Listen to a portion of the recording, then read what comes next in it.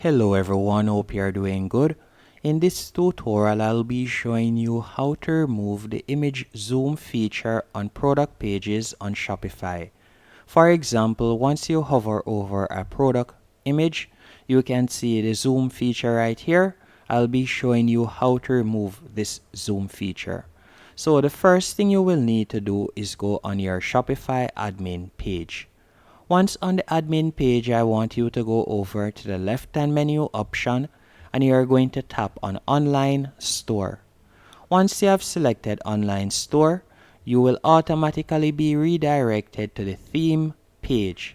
Once you're on the theme page, you're going to tap on the three dots right beside Customize. Then you're going to tap on Edit Code. After you have selected Edit Code, you will be redirected to this page. And I want you to go over to the left-hand menu option and you are going to scroll down until you see Assets. You are going to tap on that. After selecting Assets, you are going to scroll down until you see Main Product. So let us scroll down real quick. So you are going to scroll down.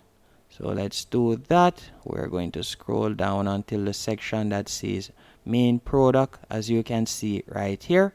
And you're going to select this option. Once you have selected this option, what I want you to do is scroll all the way down to the bottom of the page. Once at the bottom of the page, I want you to paste in this code that I will be leaving in the description.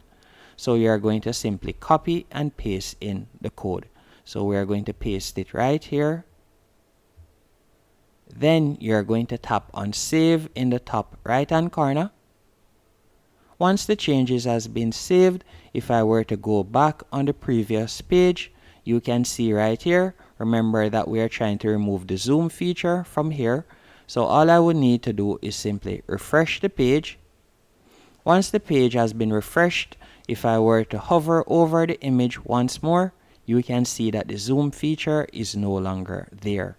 And if I were to scroll down, this would be another product image. You can see that the zoom feature is also not there.